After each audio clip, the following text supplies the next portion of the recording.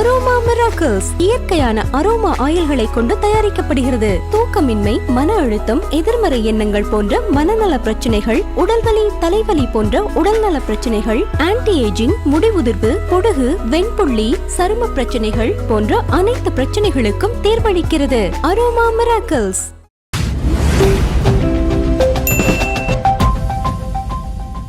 கட்சியை விஜய் சாரோட ரசிகர்களும் சரி, தாவேக்காவோட கட்சி நிர்வாகிகளும் சரி தப்பா பேசுறாங்க. தப்பானா வேணுங்க, அனுபவிங்க, இப்படிதான் பண்ணாதான் உங்களுக்கு புத்தி வரும், இந்த மாதிரிலாம் சொல்றாங்க. இது எப்படி பாக்குறீங்க? இது அது ஒரு சரியான விமர்சனம் தான். என்ன வார்த்தையில விமர்சிக்கிறாங்கிறது நமக்கு தெரியாது. ஆனா இன்றைய விசிகாவின் இன்றைய நிலையை தாவேக்காவினர் விமர்சிக்கிறாங்கன்னா அது ஒரு சரியான விமர்சனமா தான் நான் பாக்குறேன். அதோட அர்த்தம் என்னன்னா, நீங்க ஏன் தாவேக்காக்கு வரல அப்படின்னு நீங்க பேச வேணாம். நீங்க திமுகக்கு எந்த அளவுக்கு முட்டு கொடுத்தீங்க நீங்க யோசிச்சு பாருங்க. விஜய் அரசியலுக்கு வந்த பிறகு தாவேக்காரர்களை அதிகமா பேசினது யாருன்னா விடுதலை சிறுத்தைகளும் நாம் தமிழர் கட்சியும் தான். நாம் தமிழர் கட்சியினுடைய நோக்கம் நமக்கு தெரியும். விஜய் வந்ததுனால இப்ப சீமானுடைய கூடாரமே காலியாக போகுது, அதனால அவர் பேசுறாரு. நீங்க ஏன் பேசணும்? என்னன்னா திமுகவுடைய தலைமையை, திமுக மேலிடத்தை சந்தோஷப்படுத்துவதற்காக இவர் விஜய் எதிர்ப்புங்கிறத ஒரு கையில எடுத்தாரு. தொடர்ந்து விஜய் குறித்து, தாவேக்கா குறித்து இவர் விமர்சனம் பண்ணிட்டே இருந்தாரு. ஓகே, திமுக காரங்களை சந்தோஷப்படுத்துதானே அப்படி பேசுனீங்க, அதுக்கான கூலி உங்களுக்கு கிடைச்சுதா? கொடுக்கலையே, அப்ப அவங்க கிண்டல் பண்ணதானே செய்வாங்க. ஓகே சார், அதே மாதிரி இறுதியா இனிமே இந்த பகுதியில் என்ன முக்கியமான கேள்வினா, இதுக்கப்புறம் அலைன்ஸ் பிரேக் ஆகும்னு நினைக்கிறீங்களா? விசிகா சிபிஐ பிரிஞ்சு விஜய் கிட்ட வருவாங்கன்னு நினைக்கிறீங்களா? இல்ல, அதற்கான வாய்ப்பு குறைவு. என்னன்னா எல்லாருமே அந்த மன வருத்தத்தோடு அந்த கூட்டணியில தான் நீடிக்கிறாங்க. அதுல மாற்றல. இப்ப கூட கேள்விப்பட்ட மார்க்சிஸ்ட் கம்யூனிஸ்ட் கட்சி 5 தொகுதிகளுக்கு ஓகே சொல்லி இன்னைக்கு ஏதோ கூட்டணி கையெழுத்தாகிறதா ஒரு தகவல் இருக்கு. கிட்டத்தட்ட திருமாவளவனை பொறுத்த வரைக்கும் ஏற்கனவே திமுக மேலிதான் அவரை கன்வின்ஸ் பண்ணிட்டாங்க. உங்களுக்கு இவ்வளவுதான், இந்த 2 இலக்கம் 3 இலக்கம் அதெல்லாம் சொல்லிட்டு இந்த பக்கமே வந்துடாதீங்க, நாங்க தர்றதுதான், அதை வாங்கிட்டு போயிட்டே இருக்கணும்னு ஏற்கனவே அவர்கிட்ட சொல்லிட்டாங்க. அவருடைய கட்சி நிர்வாகிகளை கன்வின்ஸ் பண்றது தான் இத்தனை நாளா நடந்துகிட்டு இருக்கு. ராத்திரி பகலா அவங்கள்ட்ட இவர் கன்வின்ஸ் பண்றாரு. அந்த தொண்டர்கள் கேட்கல, வருத்தப்படுறாங்க, கண்ணீர் விடுறாங்க. ஆனா இவரு அவங்களை கன்வின்ஸ் பண்ணிட்டு இருக்காரு. ஆனா திமுகவை பொறுத்த வரைக்கும் இவங்க இதுதான் உங்க நம்பர், எடுத்துட்டு போங்கன்னு அவங்க முடிவு பண்ணிட்டாங்க. அதனால இந்த இதுல பின்வாங்குவதற்கு வாய்ப்பு இல்லை. எல்லாத்துக்கும் மேல பாத்தீங்கன்னா பெரிய அளவுல பணம் கிடைக்க போகுது. ஏன்னா உங்களுக்கு சீட்டு கம்மியா இருக்கலாம், நோட்டு பெருசா கிடைக்கும். அதனால அதுலயே இவங்க கன்வின்ஸ் ஆயிடும். அதே மாதிரி புதுசா ஒரு அலைன்ஸ் உருவாகி இருக்கு, நோட் பண்ணிருப்பீங்க. சசிகலா அண்ட் ராமதாஸ் ஐயா. இது இப்ப அந்த அலைன்ஸை விட்டுருவோம் சார் ஒரு பக்கம் இருந்தாலும், இது பின்னாடி என்ன அஜெண்டா இருக்கும்னு நினைக்கிறீங்க? என்ன அவங்க என்ன ப்ரூவ் பண்ண ட்ரை பண்றாங்கன்னு நினைக்கிறீங்க? ஒரு அஜெண்டாவும் இல்லை. தினகரனை தோற்கடிக்கணுங்கிறது சசிகலாவுடைய அஜெண்டா, அன்புமணியை தோற்க வைக்கணுங்கிறது ராமதாஸுடைய அஜெண்டா. அவ்வளவுதான். இவர்கள் 2 பேரும் செய்த பாவத்துக்கான தண்டனையை இன்னைக்கு அவங்க அனுபவிக்கிறாங்க. என்ன பாவம் பண்ணாங்கன்னு எல்லாருக்குமே தெரியும். அன்புமணியை வளர்த்து விட்டது ராமதாஸ் தான். பாட்டாளி மக்கள் கட்சியில் எத்தனையோ நிர்வாகிகள் அந்த கட்சிக்காக காலம் காலமாக உழைத்தவர்கள்லாம் இருக்கும்போது எல்லாரையும் ஓரம் கட்டிட்டு தன்னுடைய மகனை கொண்டாந்தாரு. இன்னைக்கு கடைசியில மகனே அப்பாவை ஏறி மிதிச்சுட்டு போயிட்டாரு. இன்னைக்கு பாத்தீங்கன்னா அவரு புலம்பி அழுகிற நிலைக்கு தள்ளப்பட்டிருக்காரு. இது ராமதாஸுக்கு கிடைத்த தண்டனை. நிச்சயமாக அந்த தண்டனையை அவர் அனுபவிக்கணும். இது மட்டும் இல்ல, இன்னும் பல தோல்விகளை, அவமானங்களை அன்புமணி மூலமா அவர் பார்க்கணும். ஏன்னா அதுதான் இந்த மக்களுக்கு அவர் செய்த துரோகத்துக்கான தண்டனையா நான் நினைக்கிறேன். அதுக்கடுத்து சசிகலா யாருங்கிறது எல்லாருக்குமே தெரியும். ஜெயலலிதாவுடைய நட்பை பயன்படுத்தி பல லட்சம் கோடி பணம் சம்பாதித்தார் சசிகலா.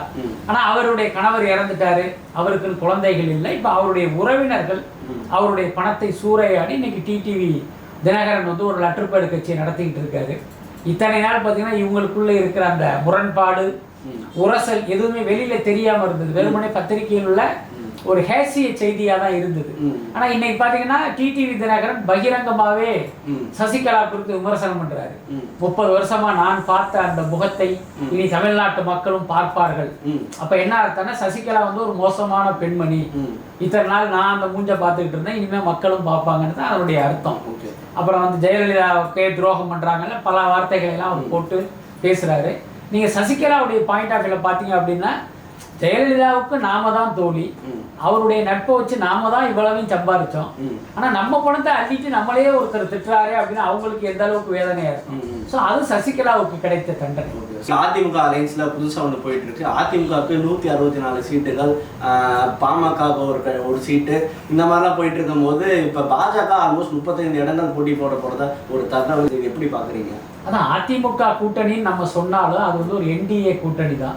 தமிழ்நாட்டில் எடப்பாடி தான் என்டிஏ கூட்டணிக்கு தலைமை வகிப்பார்னு சொன்னாலும் இந்த கூட்டணியை இயக்குவது வந்து பாஜக தான். அந்த அமித்ஷா உட்காந்து ரிமோட்டை அழுத்தினா இங்க எடப்பாடி ஆடுவார். அதுதான் யதார்த்தம், அதுதான் உண்மை. என்ன காரணம், எத்தனை முறை எடப்பாடி டெல்லி போயிட்டு வந்தாருங்கிற பார்த்தோம். அதிமுக எத்தனை தொகுதியில போட்டியிடணும், பாஜக எத்தனை தொகுதி, மற்ற கட்சிகள் எத்தனை தொகுதிங்கிறது ஏற்கனவே அவங்க முடிவு பண்ணிட்டாரு. முடிவு பண்ணிட்டு இவர் கையில லிஸ்ட்டை கொடுத்து நீங்க போய் பிரஸ்ல அனௌன்ஸ் பண்ணுங்கன்னு சொல்றாங்க. அதுதான் இப்ப நடக்க போகுது. என்ன, நீங்க வந்து ஒரு மாப்பிள்ளையா நீங்க நல்லா போய் மேக்கப் போட்டுட்டு உட்காருங்க, இந்தந்த விஷயங்களை நீங்க செய்யுங்கன்னு அனுப்பிச்சிருக்காங்க. அவ்வளவுதான். எல்லாத்துக்கும் மேல அதிமுக 164 போட்டிட்டாங்கன்னா 74 போட்டிட்டாங்கன்னா இந்த தேர்தலை பொறுத்த வரைக்கும் 3வது இடத்துக்கு செல்ல போறதுதான் அதிமுக.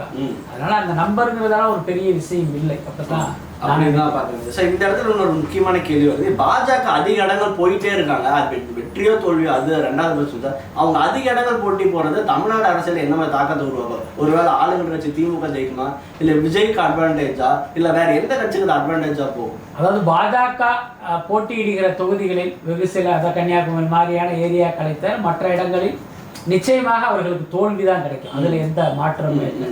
அப்ப யார் ஜெயிப்பா அப்படின்னா, இப்ப திமுக ஒரு பலமான வேட்பாளரை நிறுத்தினா வெற்றி வாய்ப்பு அவங்களுக்கு இருக்கும். ஒருவேளை தாவேகா பலமான வேட்பாளரை நிறுத்தினா அவர்களுக்கு அந்த வெற்றி வாய்ப்பு கிடைக்கும். பாஜக மிகப்பெரிய தோல்வி அடையும். இன்னொன்னு பாத்தீங்கன்னா, இந்த இந்துத்துவ சக்திகள் கை மேலோங்கி இருக்கிற சில தொகுதிகள் இருக்கு, அங்க மட்டும் வேணா இந்த பாஜக ஜெயிப்பதற்கு வாய்ப்பு இருக்கே தவிர மற்ற இடங்களில் நிச்சயமாக ஜெயிக்க மாட்டாங்க. ஏன்னா நான் இன்னொரு ஜேர்னலிஸ்ட் பேசும்போது சொன்னாரு, பாஜக நிக்கிற தொகுதிகளில் திமுக ஸ்ட்ராங்கான ஒரு ஆளா போடுவாங்கன்னு சொன்னாங்க. இது எப்படி பாக்குறீங்க? அதாவது திமுக ஜெயிக்கணும்னா அப்படிதான் போடணும். ஆனா இப்ப நாம் பார்க்கிற அரசியலை வச்சு இப்படி எல்லாம் நம்ம கமெண்ட் அடிச்சிட முடியாது. ஏன்னா இதுக்கு பின்னால் வந்து ஒரு கூட்டணி இருக்கு. இப்ப நம்ம என்ன பாக்குறோம் அப்படின்னா, காங்கிரஸ் திமுக கூட்டணி, பாஜக அதிமுக கூட்டணி, இதுதான் நம்ம பாக்குறோம். ஆனா இதுதான் ரியல் கூட்டணின்னு நம்ம நம்பிக்கிட்டு இருக்கோம். ஆனா உண்மை அது அல்ல. இதுக்கு திரைமறைவுல வந்து ஒரு கூட்டணி இருக்கு. இந்த தொகுதியில நான் ஜெயிக்கணும், நீங்க வந்து கொஞ்சம் டம்மியா ஒரு ஆளா போடுங்க, அந்த தொகுதியில நீங்க ஜெயிக்கிறதுக்கு நான் ஒரு டம்மியா போடுறேன்னு இன்னொரு பேரமும் இங்கு நடக்கும். அதனால பாத்தீங்கன்னா இப்ப திமுக ஜெயிக்குதா அதிமுக ஜெயிக்குதாங்கிறது இந்த மறைமுக கூட்டணி அடிப்படையில தான் அது முடிவாகும். சட்டமன்ற எலெக்ஷன் 30 நாட்கள் இருக்கு. விஜய் இன்னும் பிரச்சாரம் இப்பதான் ஆரம்பிக்கப்பட்டதான் சொல்றாங்க. இந்த இவ்வளவு இக்கட்டான சூழ்நிலை, முக்கியமான 30 நாட்கள்ல விஜய் என்ன பண்ணணும்? மக்களை சந்திக்கணும். அதுதான் முக்கியமான விஷயம். மக்களை சந்திக்கணும், மக்களை கவர்கிற, அதாவது மக்களுக்கு இதெல்லாம் நான் செய்ய போறேன் அப்படிங்கிற ஒரு உண்மையான தேர்தல் அறிக்கையை வெளியிடணும். அதுதான் அவருடைய வெற்றியை வந்து தீர்மானிக்கும். இன்னைக்கு ஒரு சினிமா நடிகரா அவருக்கு ஒரு பெரிய செல்வாக்கு இருக்கு. 2வது இடத்துக்கு அவர் தான் இருப்பதாக பல்வேறு சர்வே முடிவுகள்லாம் சொல்லுது. 30% வாக்கு வங்கி இருக்கிறதா பல சர்வே முடிவுகள் சொல்றாங்க. ஆனாலும் உங்களுக்கு அந்த வெற்றி உண்மையிலேயே வசப்படணும் அப்படின்னா நீங்க மக்களை நேர்ல போய் பார்க்கணும். நான் பார்த்து இப்போ நீங்கள் கொடுக்குற அந்த வாக்குறுதிகள் மக்களுக்கு நம்பகத்தன்மை ஏற்படுத்தணும். ஸோ அதுதான் உங்களுக்கு வந்து வெற்றியை தேடி தரும். அதே நேரம் பார்த்தீங்கன்னா, இப்போ தேர்தல் தொடங்கியதிலிருந்தே இப்போ தாவேகா எடுத்து வைக்கிற ஸ்டெப்பு எல்லாமே தவறா இருக்கு. அதான் அந்த மாதிரியான விஷயங்கள்லாம் அந்த கட்சிக்கு ஒரு நெகட்டிவாக மாறிக்கிட்டு இருக்கு. அதை விஜய் வந்து புரிஞ்சுக்கணும். ஸோ இன்னைக்கு ஆதவர்ஜனை கிண்டல் பண்றாங்க. அனௌன்ஸ்மெண்ட் வரட்டும், எங்க வேலையை பாருங்க அப்படின்னு பேசினார் ஆதவர்ஜன். வந்து ரொம்ப நாள் ஆச்சு, அமைதியா இருக்கீங்களா, மற்ற கட்சிக்காரங்க கிண்டல் பண்றாங்க. அவங்க சொல்ற விஷயம் கரெக்டுன்னு தோணுதா? இல்லை, நீங்க பாருங்க, எந்த கட்சியுமே வேட்பாளர் அறிவிக்கல. அப்ப தாவேகா மட்டும் வேட்பாளர் அறிவிக்கல நம்ம எப்படி சொல்ல முடியும்? அதனால இப்பதான் மற்றவர்கள்லாம் பேசிட்டு இருக்காங்க, அதுக்கு கால அவகாசம் இருக்குல்ல. அதனால நம்ம அதை அவ்வளவு சீரியஸா நம்ம எடுத்துக்க வேண்டியது இல்லை. பட் எஞ்சிய நாட்கள்ல அவங்களுடைய செயல்பாடு எப்படி இருக்குங்கிறது நம்ம பார்க்கலாம்.